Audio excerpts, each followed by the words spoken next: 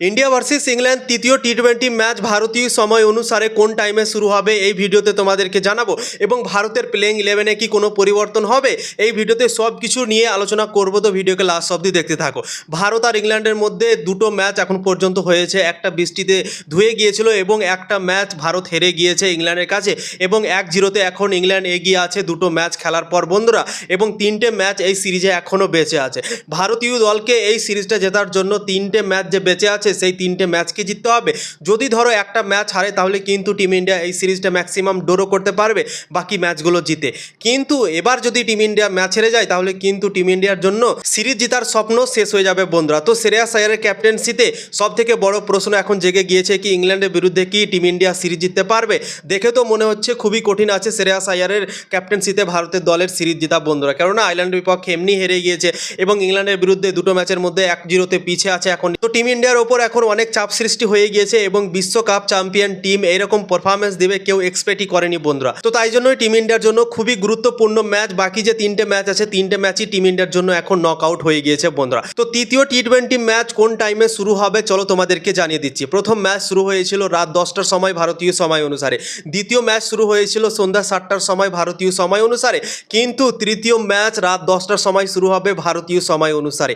9:30-এ toss হবে এবং 10টার সময় এই ম্যাচটা শুরু হয়ে যাবে বন্ধুরা। এবং এই ম্যাচটা দেখার জন্য তোমাদেরকে হালকা একটু রাত জাগতে হবে, 1টা-1:30 অবধি জাগতে হবে ফুল ম্যাচ দেখার জন্য। একটু কষ্ট তোমাদেরকে করতে হবে বন্ধুরা। এবার তোমাদেরকে জানিয়ে দিচ্ছি ভারতের প্লেইং 11-এ কি কোনো পরিবর্তন হবে কি হবে না। আমার মনে হয় ভারতের প্লেইং 11-এ পরিবর্তন হতে পারে। স্পিন বোলার তিনটে খেলিয়েছিল ভারতের দল এর আগের ম্যাচটাতে, বরুণ চক্রবর্তী, রবি বিষ্ণই, তারপর অক্ষর প্যাটেল। ইংল্যান্ডের মাটিতে তিনটে স্পিন বোলার আমার মনে হয় কি চলবে না, ইংল্যান্ডের মাটিতে পেস বোলাররা বেশি হেল্প পায়। তো আমার মনে হয় একটা স্পিন বোলারকে বসিয়ে তার জায়গাতে একটা পেস বোলারকে নিয়ে আসা উচিত। প্রিন্স যাদব বসে আছে, প্রিন্স যাদবকে আমার মনে হয় খেলানো উচিত রবি বিষ্ণইয়ের জায়গাতে। রবি বিষ্ণইয়ের জন্য দ্বিতীয় টি-20 ম্যাচ টিম ইন্ডিয়ার হাত থেকে বেরিয়ে গিয়েছিল, তোমরা তো নিজেই দেখেছিলে। 17তম ওভার রবি বিষ্ণইকে দেওয়া হয়েছিল শ্রেয়াস আয়ারের তরফ থেকে এবং রবি বিষ্ণই সেই ওভারটাতে 29 রান দিয়ে দিয়েছিল এবং সেই ওভারটাতে 29 রান যাওয়ার জন্যই টিম ইন্ডিয়ার হাত থেকে দ্বিতীয় টি-20 ম্যাচটা বেরিয়ে গিয়েছিল। এবং রবি বিষ্ণই খুবই বাজে বল করেছিল, 3টে নো বলও দিয়ে দিয়েছিল, 4 ওভারে 60 রান দিয়েছিল রবি বিষ্ণই দ্বিতীয় টি-20 ম্যাচে। তো আমার মনে হয় রবি বিষ্ণইয়ের ফর্ম খুব একটা ভালো নেই এখন, আইপিএলও খুব একটা সে ভালো বল করতে পারেনি 2026 সালের। তো আমার মনে হয় রবি বিষ্ণইকে বসিয়ে তার জায়গায় প্রিন্স যাদবকে আনা উচিত এবং তাকে খেলানো উচিত।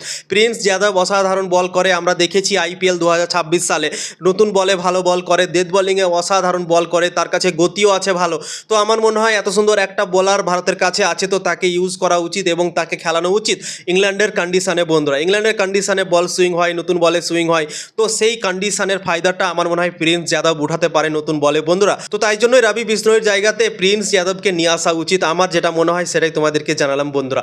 এবং ওপেনিংয়ে আমার মনে হয় কোনো পরিবর্তন হবে না। বৈভব সূর্যবংশীকে এর আগের ম্যাচটাতে সুযোগ দিয়েছিল, তো বৈভব সূর্যবংশীকে আমার মনে হয় আরও 2-3টে সুযোগ টিম ইন্ডিয়া দেবে। এবং সঞ্জু স্যামসনকে যে ড্রপ করা হয়েছিল ভারতের দলের তরফ থেকে, হয়তো সঞ্জু স্যামসনকে হয়তো কয়েকটা ম্যাচ অপেক্ষা করতে হতে পারে এখন।